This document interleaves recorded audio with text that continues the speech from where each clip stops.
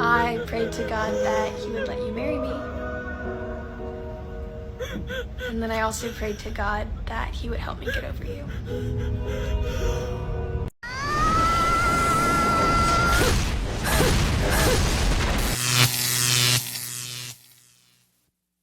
Welcome to The Wall. In today's video, we'll discuss women who make the decision to divorce a man, only to expect him to stick around and solve their problems while they explore relationships with other men. Before we begin, we want to thank you for being here. Your support means a lot to us. If you enjoy what you see, we invite you to subscribe to the channel and hit the like button. We'd also love to hear about your experiences in the comments. Your engagement helps us grow and reach more people. Thank you for being part of our project. Let's get started. So if you haven't heard, I'm going through a divorce. And divorce is a lot like death. I've experienced a lot of that in my life. You have to grieve and you have to get some grasp on understanding. And on Monday, we will have been married 14 years. We will have been together in April for over 20. And as weird as this may sound, it's almost like I'm grieving and mourning the brother-sister aspect of our relationship, or the friendship aspect, more than the romantic aspect, because if you know anything about Disney movies, Ohana means family, and family's forever. Especially the family you pick. If I run out of gas on the side of the interstate and I call him, no matter how many times I call, no matter how sad I am, no matter how alone I am, he's not coming. And he's told me that, and he's shown me that. And I'm having the hardest time accepting that. He's not my family anymore. Where am I going to be buried? Who's going to bury me? That's the hard part. The unconditional love wasn't unconditional. And he doesn't want to be my family.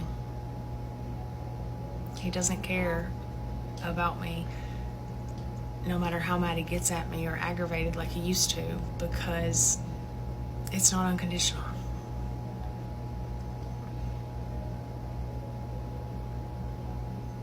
That's the hardest part. Losing my family. Losing my friend. I don't need another slow kiss or love song dedicated to me. I need someone to show up with a gas can when I run out of gas. I miss having a best friend. You don't miss having a friend, you miss not having your puppet, the man who was supposed to solve your problems while all he did was wait, while he took care of everything, because you asked for divorce with the idea that everything would stay the same. But it's not like that. A self-respecting man sets limits and, above all, distance from the woman who left him. Because why would you keep a woman who told you she wants to leave around you? Why would you befriend that woman to keep doing her favors or helping her every time she has an emergency when it's not your responsibility? When she'll bring another man into intimacy, but only call you when she needs things done that Chad doesn't want to do? Listen well, man, if you got divorced, sign that separation paper. You are not responsible for that woman anymore. You don't have to fix her car, or the house she took from you, or anything to do with that woman.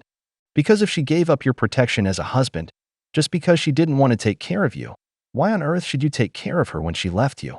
Take away the privileges she had when she was your wife, and let her crash into the wall. I'm divorced. Of course I gave up on my marriage out of nowhere, and he was totally shocked when I finally said I wanted a divorce. I'm divorced. Of course I'm a gold digger and I'm living my life carefree. I'm divorced. Of course I'm damaged goods and a red flag. Run, boys. I'm divorced. Of course I didn't try counseling before filing for divorce. I'm divorced. Of course I'm the villain because I chose to end it, even though they would have stayed in a miserable marriage for 10, 20, 30 years. I'm divorced. Of course it's because I don't understand the true meaning of commitment these days anymore. Chivalry is dead. I'm divorced. Of course I'm gonna brag about it on the internet like it's a flex. I'm divorced.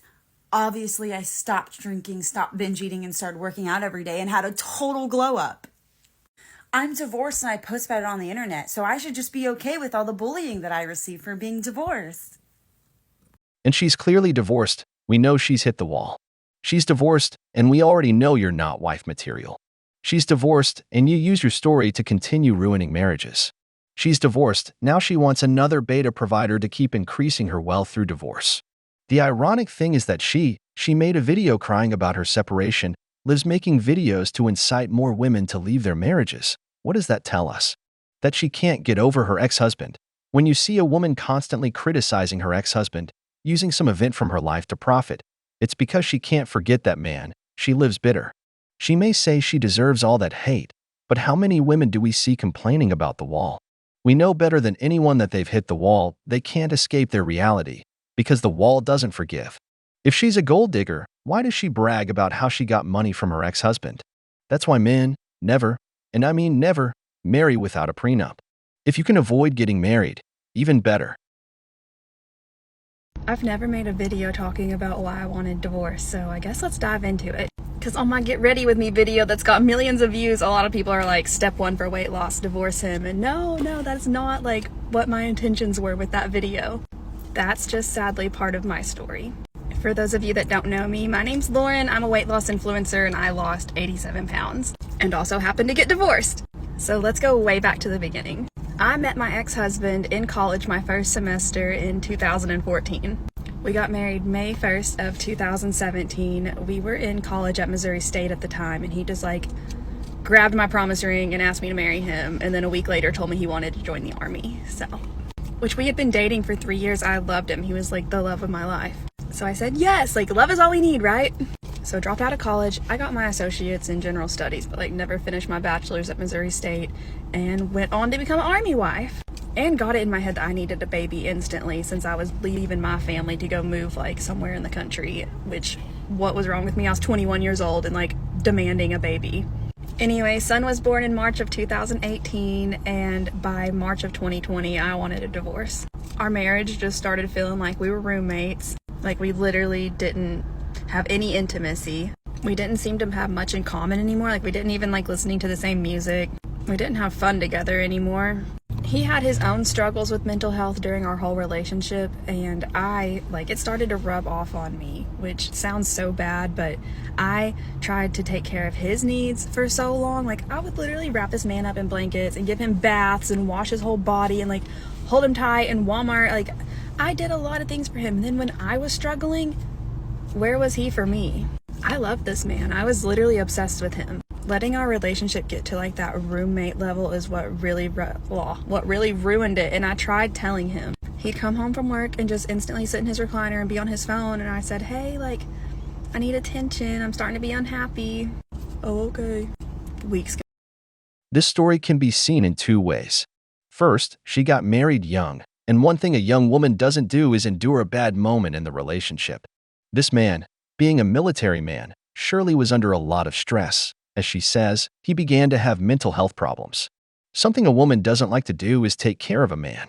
Here begins the woman's hypergamy. The woman is always evaluating her relationship with that of other women. The moment the woman sees that she is with a low-value man, whom she does not admire, she will clearly discard him. And I don't blame her, because if she's with a man who becomes a total mess, she has the option to leave, she'll go away. But if this had been the woman who had the same problem, this man would leave her. This man would be strongly criticized for leaving her. Just look, she says, I was getting infected by it. In short, you are no longer a man who contributes anything to me. As we all know, only animals, women, and children receive unconditional love and care. Men are not on that list. A man only has value if he is loved for what he can bring to the table. They only gave him 3 years of marriage because she knew that at 21 years old, she had to quickly take advantage of leaving him to find another beta provider to take care of Chad's child. But let's continue with the story. Go by, nothing really changes. So I'm like, hey, I'm starting to like think about life without you. Like, it's getting worse. I need attention. Like, let's do something fun together. Still, like, nothing. Hey, I'm starting to imagine what life would be like with another man. Like, I'm falling out of love with you. We need to fix this. Still nothing. Or he would like do better for a week and then just go back to being lazy all the time. Around this same time too is when I started wanting to do better for myself and lose weight and find myself again. And I felt like he just has a very like low vibration personality and gets stressed out really easily. And I felt like every single day, like his negativity was bringing me down when I was trying so hard to like find my happiness again. Like, I'd wake up ready to have a good day and his attitude instantly just like ruined it for me. And like, back to the whole intimacy thing, I tried telling him like, hey, I Googled it. I said, we need to start planning this because apparently like the less you do it, the less you want it. The more you do it, the more you want it. So let's schedule it. He came home from work one day and I said, hey, can we do it later? Like, let's plan to do it. Oh, sure, maybe. Well, after dinner, he's using the bathroom and I'm folding laundry at the kitchen table and I got a book idea. So I bust into the bathroom because we're comfortable with each other like that to tell him my book idea, only to find him like this. Broke my heart. I cried so much. There were so many times I would just lay in our bed alone crying, feeling so unwanted, so unloved, just wanting to be touched, wanting to be wanted. Our relationship had other problems too, and of course I had my own like toxic energy I brought to the relationship, but I'm the one who asked for a divorce, and like that is why I wanted it for the most part. Like, I was tired of my feelings being hurt, tired of the grumpy attitude all the time, tired of the laziness, like not helping me do anything around the house, which I'm a stay-at-home wife, or I was a stay-at-home mom. But if I need help cleaning out a room upstairs, don't say like next weekend, then that weekend comes, next weekend, then that weekend comes. No, next weekend. Like, no, help a bitch out. Like, come on. My ex is a good man, and I hope he finds a woman that is on the same vibration as him, and I will welcome her into my heart with loving arms. I want my child to have a good stepmom. I want to have a good relationship with her, and I have a great relationship with my ex-husband. Okay, I say great. It's more so like brother and sister, that like love-hate relationship. Like, we fight a lot, but if one of us ever needed something, like, we know we could call each other. I'll be clear about this. I don't blame this woman for wanting to leave this man, because let's be honest, nobody wants to be married to a disaster. I want you to take this as a wake-up call, men. Never lose your life's path, especially when you're in a relationship. No matter how much a woman says she likes attention, she really loves a man who knows what he wants, a man with ambition who takes care of himself.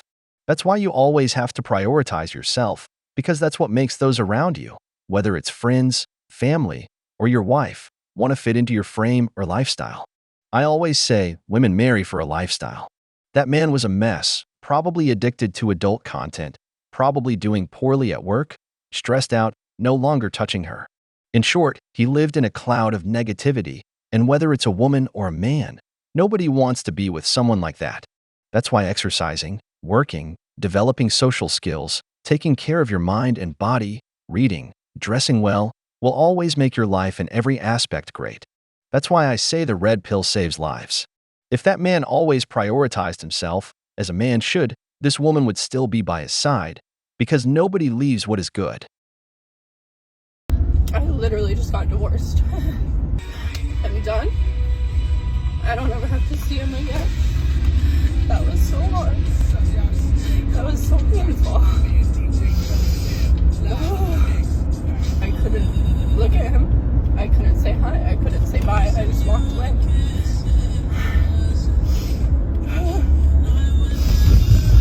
The person that I loved the most in this entire world.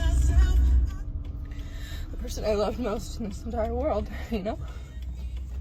That was it. That's how the story ends. I loved him with everything that I was. And now it's done. Oh God, I'm fucking broken, man. I fucking hurt. I kept it together until the end. But I did that shit. I did that alone. I got divorced alone. I did it myself. I did all the work. I did all the research. Oh, I can't stop crying. Oh my God. I did all the research. I did all the work. I did all the paperwork. I did all the legal documents.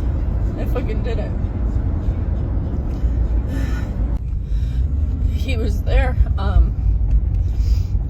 arrived, like he was there early, and so I had to like walk up to him. He said hi, and just in the like most shameful tone. I was shaking for a while, and then eventually like calmed down. And I calmed down because he was the person that I felt safest with. I don't know, my brain, I guess that was like a coping mechanism, I don't know. But I stopped shaking, and then we signed all the paperwork and went in, and it was relatively fast. I mean, there were a few things that we were missing, like name and address for, so we filled that out together. We like stepped aside and filled it out together, and then we went back to the window and gave them all the documents that are, there's an ambulance. And I stayed strong. I stayed strong the entire time.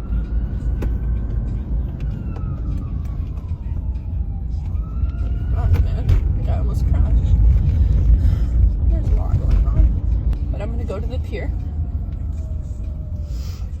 I'm just gonna sit at the beach and take a few deep breaths. That was so hard and sad.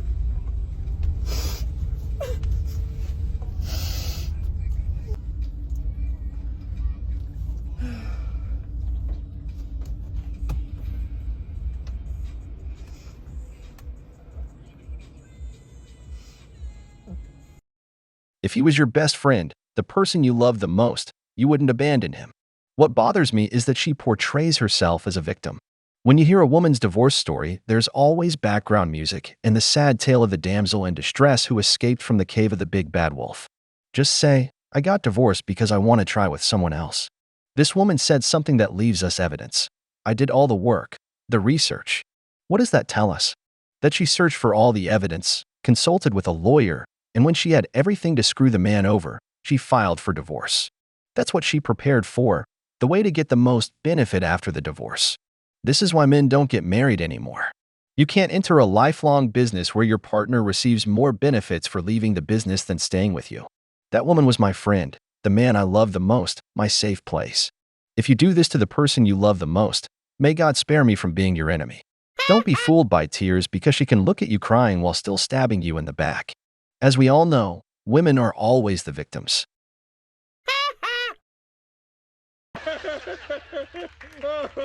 It's funny because it's true. Listen, I got wife material written all over me. I just keep picking dudes that can't fucking read.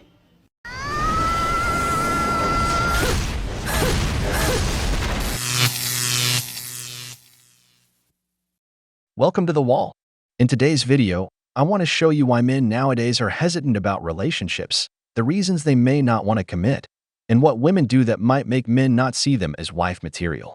Dating coaches are finding a lucrative business in addressing these issues. Before we dive in, we want to thank you for being here.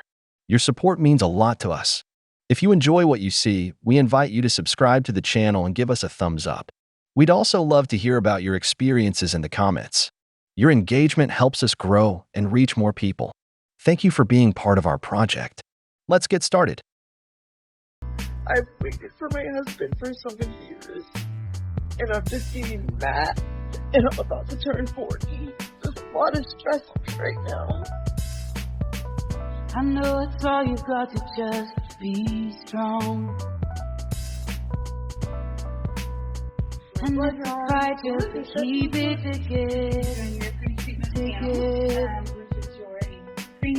I know you think that you are too far. Blood work came back normal, hormone levels are normal, so we're gonna proceed Hope is never with lost. the process of Hope is never building these lost. things. Hold on, Double injection. don't let go. I actually have another injection. Hey, hold on, don't let go.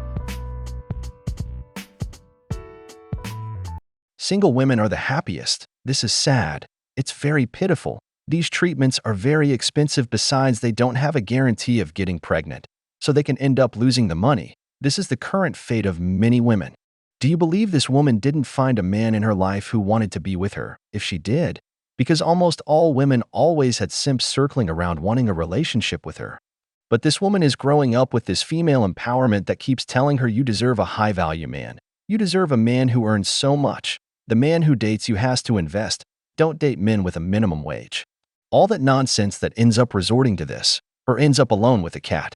This is the tough part of the wall. I'm not saying it as a mockery, but it's reality. Women come with a biological clock. If they let time pass, it runs out. That's why women shouldn't focus on a job or riding the carousel with Chad. They should rather bet on a man's potential to form a couple, because once they hit the wall, they realize that being single doesn't make them happy, that the wall doesn't forgive. This is probably why I'm gonna be single. Forever. Not really by choice. It's not about being insecure. It's about staying the fuck in your lane. Because honestly, when it comes to the whole finding a wife thing, a lot of men want women to cook and clean. I'm just like not gonna fucking cook and clean. Cook! Like, I've been eating canned fucking tuna for the past 15 years of my fucking life. I'm not cooking for myself. Why the fuck am I gonna cook for you? So I get why you would not want to choose a woman like me to be your wife. I don't really look like a wife either. I'm pretty. I get it. Thanks to mom and dad. Shout out to Big G. But like, I am not prim and proper. I'm not gonna be a trophy wife, okay? My hair, highlights. Yeah, that's the most type of upkeep that I do. I don't even shave my legs. I go months without shaving my legs. So I am a DJ, okay? Travel the world. I get paid to party. I'm around men. No one's gonna fucking take me seriously. No man that wants an ambitious woman. They lie. Women with ambition are women that can't be controlled. You have a voice. Your voice gives an opinion. Men don't like women to have opinions. So in conclusion, amongst a lot of other things, I just feel like I'm going to be single forever. Not because of me not choosing men, but because men not choosing me. Because clearly, I just don't make the fucking cut. Hell to the no, no. Hell no. Congratulations, you've become the man you were looking for. It's just that these women aren't wife material. If you notice, they've already become a man in the relationship. What they want is a wife. They themselves admit they're not wife material. In short, this woman won't contribute anything to a man's life. She'll just be a demanding woman who will keep asking, demanding more every day. Because as they say, we men don't like a woman with her own opinion, of course. Because every man is thrilled to marry a bossy woman who doesn't even shave. Wonderful. It's just that everyday women seem more useless. It's easier to see a man cooking, doing household chores, than a woman, because every valuable man knows how to be a functioning adult, but they can't even do that.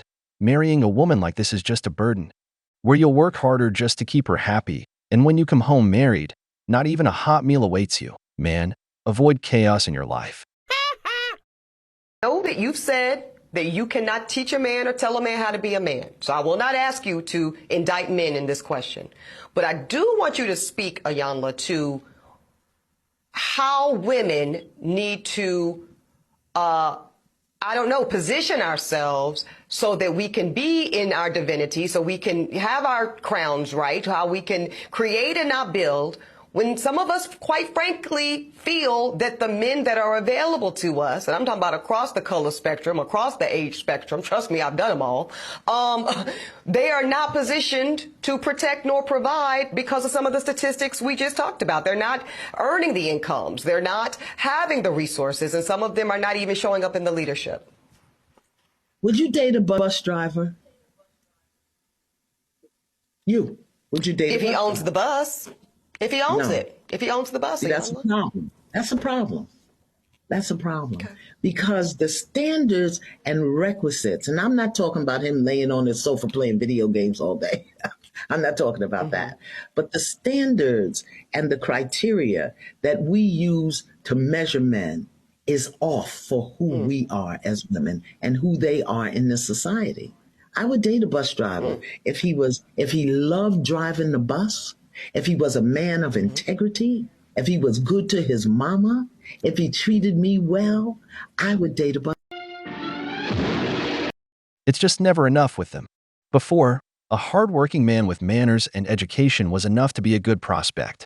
Now, you must have a house, a car, a six-figure job, And to top it off, be 6 feet tall to deserve to date a woman in her 30s who only offers her presence and comes with a high body count. Then they're surprised when they find themselves single at 40, saying, I have a great job, a nice house, money, why don't men choose me? They're not chosen because a man isn't interested in your money. He wants to know if you're a woman who will take care of him, who will be a team, who will serve him. Because, as I said, being a good man isn't enough.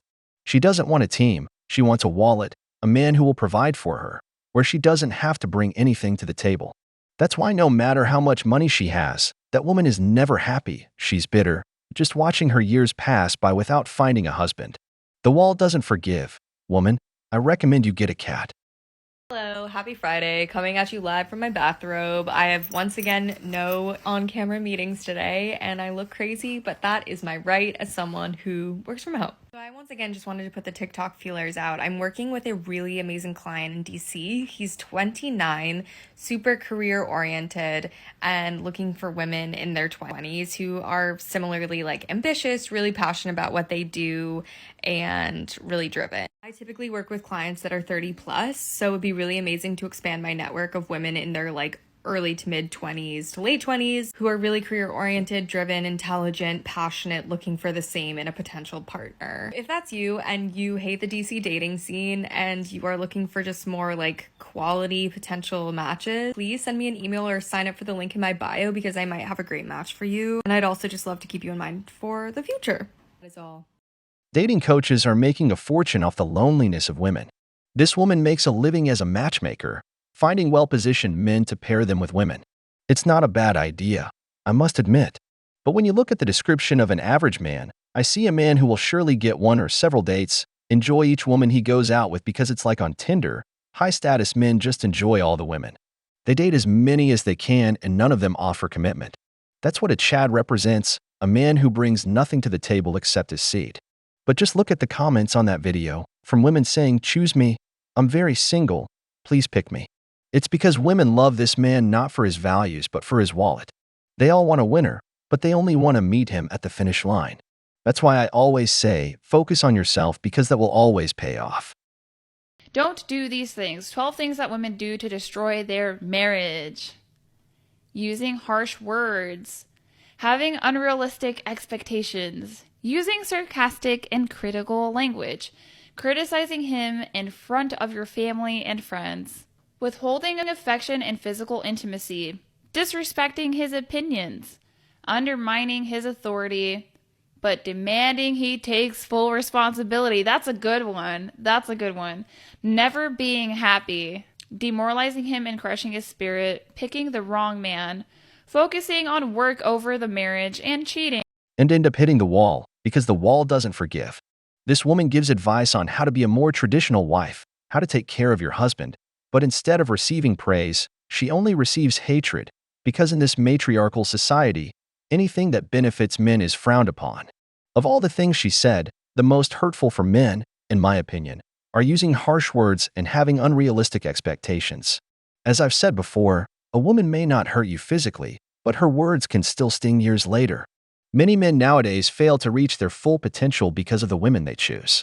Many wives demoralize their husbands, insult them, verbally abuse them, or worse, complain about everything, making the man feel like no matter what he does, it will never be enough. That's why the phrase, behind every great man is a great woman, is a fallacy because there are more men destroyed by women than those who are uplifted. We've seen this since the beginning of history. Just ask Adam, who paid a higher price than a rib. That's why it's important to choose wisely. If she doesn't serve you, if she doesn't treat you as the best option she could have, get out of there because modern women today are not wife material. So there's this scientific calculation, and it's like the more you run on the treadmill as much as you run that mouth, maybe you wouldn't be built like that. Boy.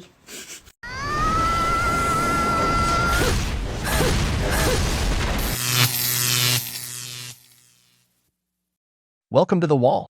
In today's video, I want you to see how the poor decisions of the modern woman can ruin her life. We'll explore various opinions from some women and how genuine interest from a woman is non-negotiable. Before we begin, we want to thank you for being here. Your support means a lot to us.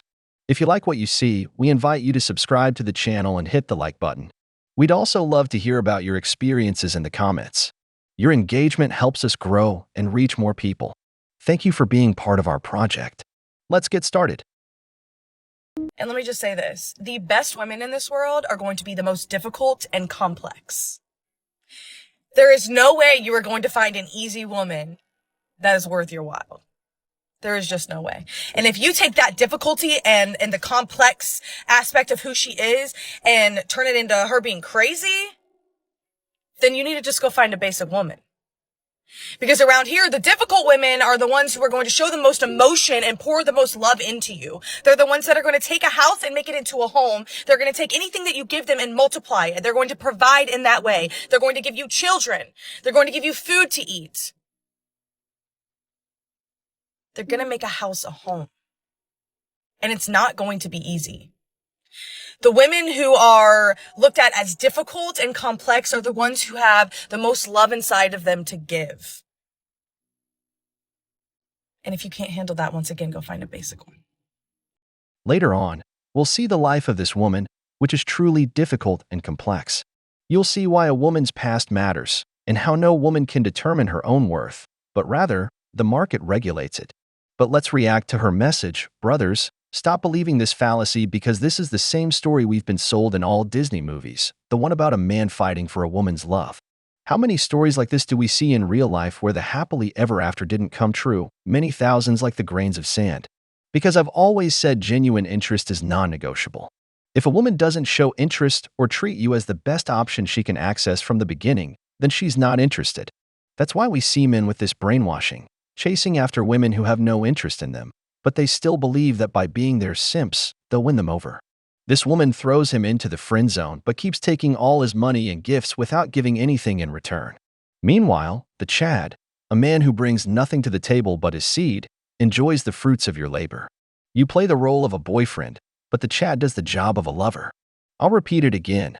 A woman who doesn't show genuine interest in you from the beginning won't do it in the end. Get rid of that Disney narrative from your head. Genuine interest is non-negotiable.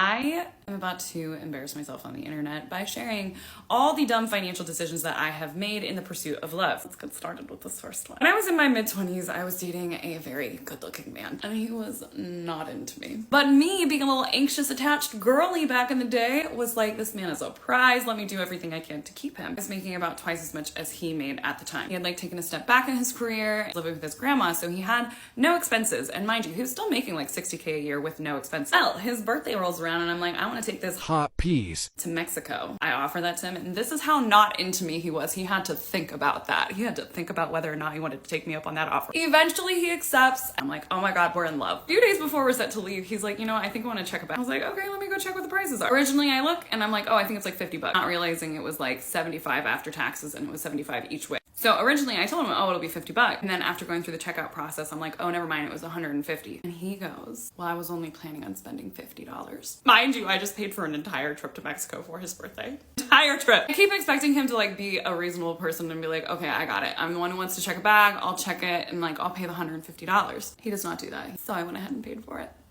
Now we go on the trip, have a great time. He tells me he loves me and he breaks up with me a week after we get back. I take full ownership of this, me doing these things because I thought I needed to earn love. But the reason I'm sharing these stories is so that you can recognize it in your own relationships or just avoid it completely. Brothers, and you're out there fighting for love, while Chad is paying for trips to Mexico just to get banged against the wall, because that's what Chad does, bringing his seed to the table. This woman pays for these trips for this seed. Look at how she took him on a trip. Chad provided his service, but like every great Chad, he left upon his return, because as we know, this man doesn't commit. She's happy recounting this story. I bet she still remembers this man today, the adventure with him, because those are the moments that are cherished as the years go by. Here I wonder, did he fight for her love? Or did she lay everything out on a silver platter for this man from the beginning? But you, Mr. Simp, they would have made you pay for the plane, they would have made you pay for the hotel, they would have made you pay for the outings, everything you buy because you have to qualify with her to see if she'll let you have some intimacy. While Chad gets everything paid for his seat. Men, genuine interest is non-negotiable. Look at how well a woman will treat you when she's the one investing in you. Make her investment. Cocaine is a hell of a drug. No, but because if you think it can't happen to you, let me tell you exactly why it can. Because I was that girl in high school.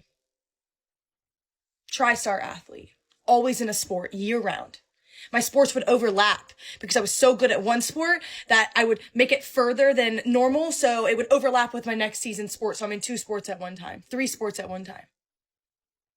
You know, in order to be on these school teams, you have to maintain your grades and you have to be good in the classroom. And that's exactly what I did.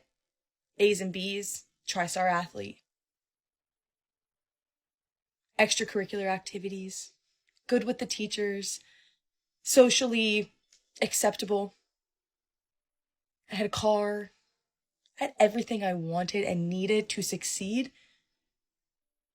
And I was doing that just until almost exactly a year after I graduated high school, almost exactly a year to the day when I had that cap and gown on and threw my hat up in the air with my class, did I end up inside of a jail, and then soon after that inside of a prison for armed robbery. May of 2016, I graduated high school. May of 2017, I was behind bars. For the first time in my life. Clueless, scared, had no idea about the justice system and getting in trouble and any of that sort.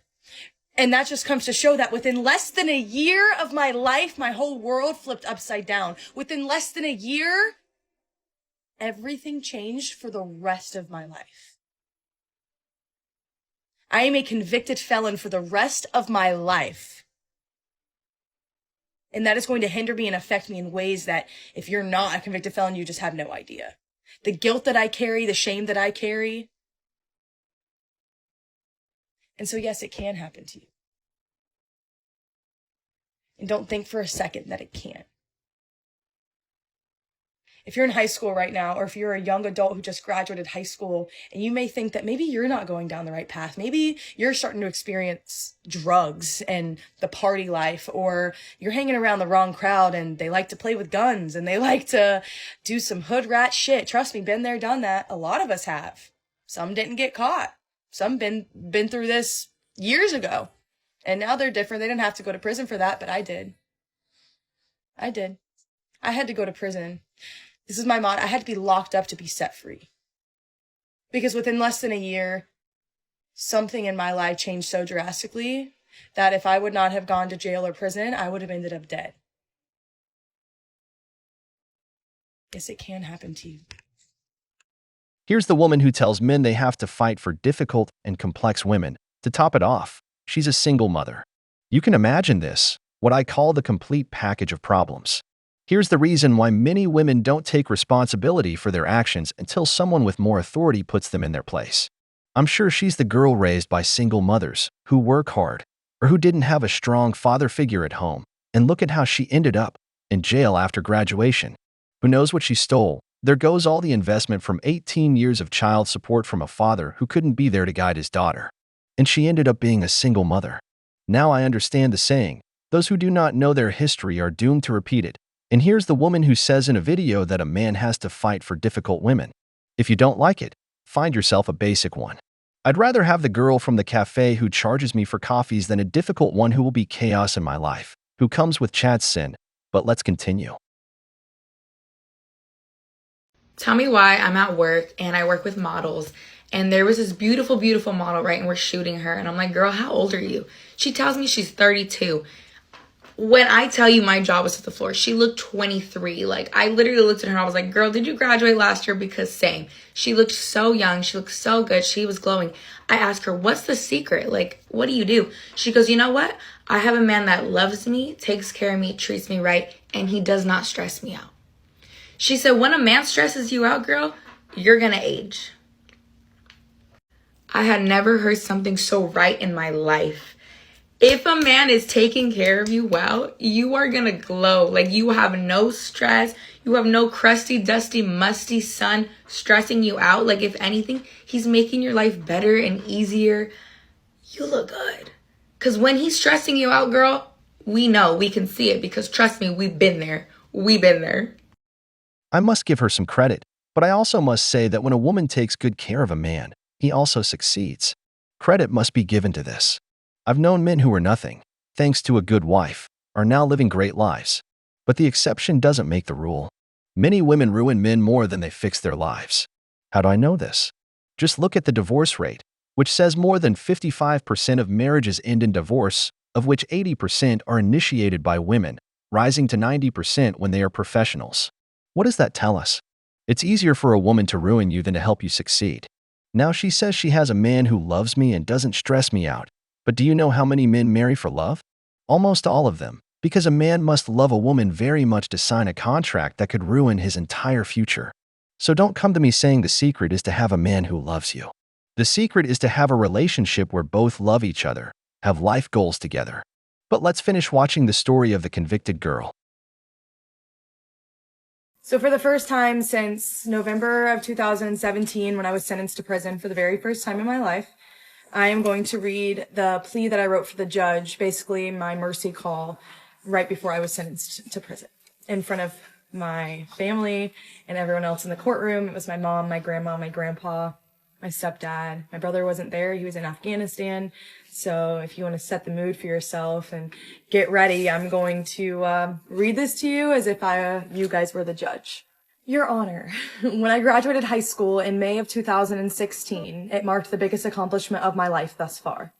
But a year later, May 2017, I made the biggest mistake of my life. I don't know what word best describes what I'm feeling. Regret, ashamed, remorseful. I'm not mad at anyone but myself. I'm so angry that I let myself get to this point, but I don't blame anybody but myself. Before evil corrupted my life, I was a young girl with aspirations to succeed in a world with no limits. But then I quickly became part of a world in which I was immensely limited. I refuse to allow this to define me, though. And anyone who does know me know that this was a mistake made well out of my character. As I was growing up, I was taught to take responsibility for my own actions, and it's about time I was given this respectful opportunity to say right now that I am here because I messed up. I can say all day that I hung around bad influences, and I can even say I've witnessed some very poor decision making, but what I can't say is that I didn't have a choice because I did. I have 2 legs that could have walked away, but for whatever reason, these 2 feet stayed put. At some point, I lost sight of who I truly am. I remember my sophomore year of high school when I was chosen by our district representative, Travis Cummings, to work in our state capitol. And at one point, I was able to participate in a mock trial in a courtroom just like this, but bigger. I remember thinking, I'm going to pursue a career just like this one day. I did not expect the next time that I stood in a courtroom, it would be dressed like this, bound by all of my failures. I can't even begin to process what has been going through the heads of my teachers, families, or coaches. Some of them sitting, listening as I speak, and yet they still cannot grasp what they see. These shackles controlling the lengths of my steps, these handcuffs enabling me to reach around my mom and beg her to forgive me for this mess that I put myself in. I remember being in high school like it was just a year ago, and that's probably because it was just a little over a year ago. I was one of the fastest swimmers on the team, one of the fastest runners on the track, and having so much potential to succeed at a higher level through athletics and academics. But instead, I went from a cap and gown to stripes and shackles. I went from an 18-year-old girl with her own apartment, car, and amazing job taking care of infants to absolutely nothing. Now, I'm going to stop there and tell you guys to come back for part 2. And here I want you to observe what I said, daughter of a single mother. Statistics say that 1 in 3 children of single mothers ends up in prison. So by saying there was my stepfather, I already imagined there wasn't a strong father figure in her life. But what makes me laugh is that she now claims to be a strong and difficult woman. You're not strong for doing something stupid in your youth, then getting ahead with the resources of your wealthy parents to claim that you're somehow outstanding because of this. Strong is the young person who comes from the bottom, starts their own business or gets a good job, didn't resort to vices or theft, stayed within the law, paid for their own education, and made it in a world against them. Not someone who, when they get out of jail, has all the privileges without working for them, whose life may be difficult after getting out perhaps. But as a woman, tomorrow a man will give you a child or marry you, he'll support you. All you'll do is have children. You'll already have more economic standing than 50% of the men in the country. But of course, you're a single mother, and on top of that, no one wants the children of the Chad who keeps repeating mistakes.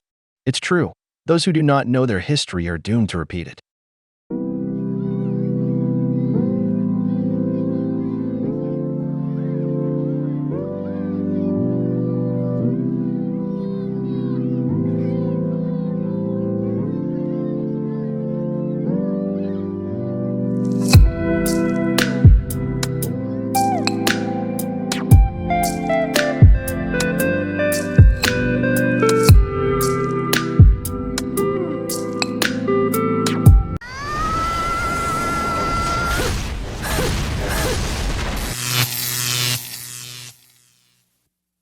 Welcome to the wall. I must say that woman's smile sends shivers down my spine. In today's video, I want to show you how the wall began to collect victims, how women over 40 struggle to get dates after divorce. Before we dive in, we want to thank you for being here. Your support means a lot to us. If you like what you see, we invite you to subscribe to the channel and give us a thumbs up. We'd also love to hear your experiences in the comments. Your engagement helps us grow and reach more people. Thank you for being part of our project. Let's get started. I've been divorced since 2017, and today I had to recall something from my old life, as I call it. So, when we were married, he was in the Virginia retirement system, and during the lifetime of our marriage, I get half of his retirement funds. Well, we've never split that up, so we've decided to go ahead and start doing that. And in order to do that, you have to hire a lawyer, and you have to go through what's called a quadro.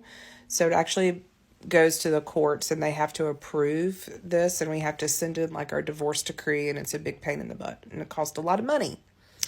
So we're in the middle of doing that, and the lawyer's office called me today and asked me for my social security number and his social security number. Can you explain to me why I still know his social security number just as easily as I know mine? Like, why? When is this going to stop? How can you not know this? If she wants to steal your money, your husband's social security number holds more value than yours. She's starting to reminisce about her old life today, and what she remembers is that she needs to take more money from her ex-husband. How despicable this woman is. In short, she remembers just to keep screwing him over years after it's ended.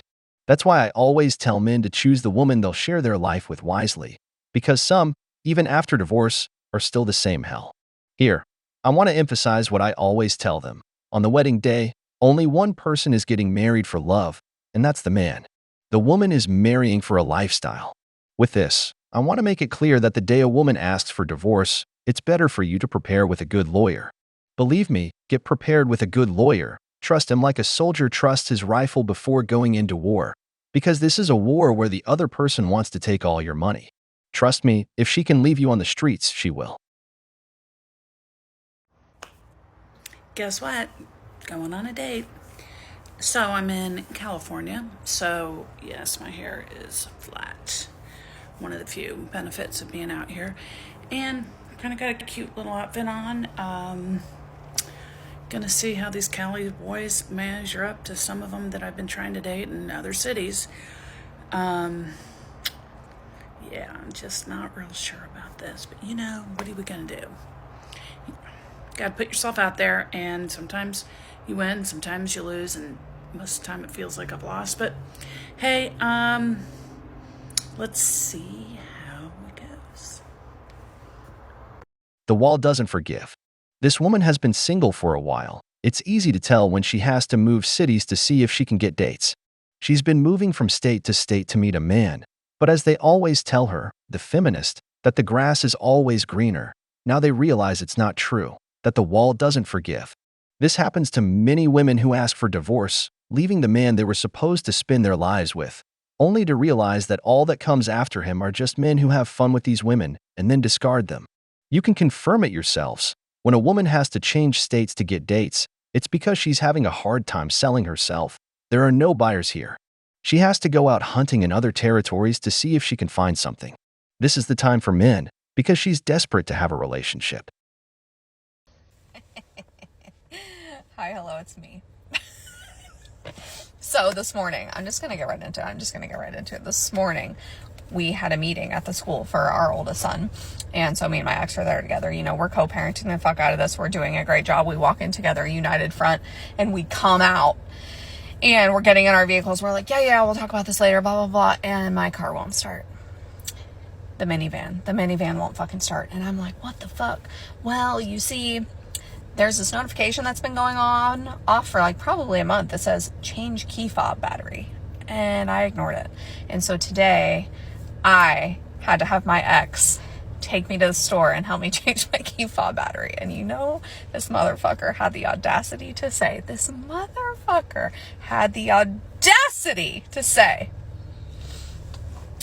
make sure you tell TikTok that you had to call me for something today.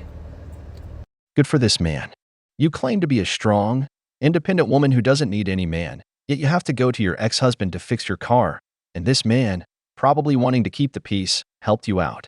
Because another man might have just told you, I don't have to do anything for you. Figure it out yourself. And you know why he posted it on TikTok? Because you're one of those women who constantly criticizes their ex-husband, probably on your channel. Yes, because there's been a surge of women talking about their divorces, highlighting their channels by recounting stories of how they divorced the devil himself because they're all victims who had more problems than Christ with the Jews. For 3 months, the car was giving you warnings and you did nothing. This happens a lot with women who keep saying their ex-husband didn't do anything, yet when something needs fixing around the house or with the car, they immediately call the man to solve it. Because that's when they want to talk to the man to fix things for them. I tell you, she's lucky. I would have left her stranded with the car turned off and taken my son with me. Okay, this is a call out to all my girls over 50 and single, especially if you've been married a long time, because getting out there is like, holy fuck, what is going on? So here are my top tips on what to do and how to find your soulmate. Number 1, get a coach, get a mentor, get a therapist. I went to therapy for 2 straight years. One of the smartest things I ever did. Number 2, start to read some books, take a course, like start poring over things that are going to help you learn as much as you can. Number 3, like literally, what is your part in the relationship? Like, own your stuff. All right. What is the theme? What do you keep attracting? Who are they? Number 4, you need to figure out what's healthiest for you, not what you want. I told my therapist, oh, I want a man that stands in his power. I think she was laughing her ass off at me. Okay. Because those men are usually narcissists. I really needed a man that was loving, that was kind, that was consistent, and that made me feel safe. And there you go. And number 4 didn't get any man. It's funny how every woman, when they end a relationship, talks about going to therapy. Now, I wonder, why didn't they take it to improve as a wife instead of improving as a single woman? Because when their goal is to get a husband, all they care about is how much they can get. But as soon as they leave, they're like a company getting ready for the next client they have to scam. We've seen it in a previous video, a woman who kept getting married, only to divorce every 2 to 4 years to get money from these men. It's really a way to build a fortune, because for every rich man who becomes poor after a divorce, a new millionaire woman is born. Coincidence? I don't think so. I also always see them recommending a mentor because she's a relationship coach. The problem is she doesn't have a relationship. In short, she's just selling dreams, because they talk to women about results from imagination, not from facts. Brothers, the wall is collecting victims and it won't stop, because the wall doesn't forgive. When I first told people that my ex-husband and I were getting divorced, and that beyond that, we were making this effort to have a really collaborative, pleasant divorce, and we were going to split the farm so we could both live here, and the kids could stay on the farm, and the kids could run back and forth, and we were going to do holidays together. And when I described the situation that we have here, there were 3 things that I heard all the time. The first was that I was never going to find someone as amazing as Derek. The second was that there was no way this was going to work, that we were both going to be able to live here, that we were going to get along, that this was going to be like a healthy situation for anyone. And then third, that even if we could do it, when we started dating people, it would never work, that we would never find partners that were on board with this plan. To those things, I would say that even if I was alone forever, it was better to be lonely alone than lonely in a relationship. But aside from that, I actually did very much believe that Derek and I both would be capable of finding people who were much better fits for us, and we would be much healthier and much happier with. But beyond that, even if it didn't happen, not really a point. 2, that we were absolutely capable of making this work because we were doing the work to make it work. And 3, neither one of us were going to date anyone who wasn't okay with this, so that was never going to be an issue. And I believe that people would be okay with it. I really strive to be humble to the point that I am studying humility for my dissertation research, getting a PhD. I deeply believe in the importance and the power of humility, and so I try really hard when I'm wrong and I realize I'm wrong to own that and to recognize it and have conversations about that, because I think it's important, right? To let people know when they are right and you are wrong and you have misjudged a situation. I also try not to say I told you so when I am right, because usually someone realizes it and that is enough satisfaction for me. But yesterday, it was a Sunday morning, I was sitting in my backyard. It was our first real cold fall morning here. My ex-husband's girlfriend drove the golf cart over to my house, and so she and I were sitting in the backyard together watching the kids play while we drank our coffee by the fire. The day before, she and I had a girls' day with my daughter where we took her together to get our nails done, which is something she and I do often together, even without my daughter, but this time she got to go. And then we went and got my daughter's ears pierced, and it was like a whole big exciting thing. They watched the kids for me while I had to go figure out like cell phone stuff before a trip that I'm going on. The day before that, she rode with me and the kids into town where we met my ex-husband, who go to the university homecoming parade for the afternoon, and then we all went to our friends' houses together to hang out and have dinner. While we were doing that, she and I were going over our plan for Thanksgiving and for Christmas, because her family is coming here for Thanksgiving and she's staying here for Christmas, and so we're going to have all 4 of our families together with the kids who have never in 4 years spent a holiday or birthday having like double of them apart from their parents. We have done all of them together. And there is something so satisfying about all of that. 1, because our life is amazing. But 2, this just feels like all the time I'm walking around and I just want to be like, I told y'all so. Like, bitches, I told you so. Like, we have done it. And our life is friggin' amazing and beautiful. So this is going to be the one time I unapologetically say, I told you friggin' so. And also, if you were one of those people, I know that you like meant well and you were just scared and you were worried for us and whatever. But next time, trust me when I tell you something will work. Because this has freaking worked. The beauty of every story is that the beginning is never like the end. I'll make this clear to every man. Never mess where you eat. If you're divorced, try to close that chapter in a healthy way. This woman, even though she's the mother of your children, is not a part of your life anymore. There's a reason she divorced you. This might sound nice on paper, but remember, a woman's worst enemy is another woman. Women are territorial and competitive. The moment the new woman feels that the ex-wife is too close to her husband, problems will arise. From the moment the ex-wife sees her husband super happy with the new woman, even if it takes years for her to find someone herself, as it probably will, she'll start messing up the ex-husband's life. Besides, why would you want your new wife and your ex-wife to be friends? Remember, friends always talk about their relationships, which will end up revealing things you did in your past relationship to your new wife, complicating everything. This is a double-edged sword. It's fine for him to go on vacation, but going together, acting like one big happy family? I don't think that's a good idea. Plus, when the ex-wife enters a new relationship, probably with a Chad, that's going to bother you if they start hanging around you. So, brothers, don't mess where you eat. If you break up with someone, goodbye and good riddance. We don't need to see each other for anything other than the kids. My current personal life doesn't have to be of interest to them. Men need to learn to avoid chaos in their lives. We've reached the end of the video, but before we go, the questions are for you. What do you think about your ex-wife being friends with your current wife? What advice do you give to 40-year-old women to get a man? If you enjoyed the video, make sure to give it a thumbs up, subscribe to the channel, and hit the notification bell. Your support means the world to us and motivates us to create more content. Stay tuned for the next exciting video from The Wall.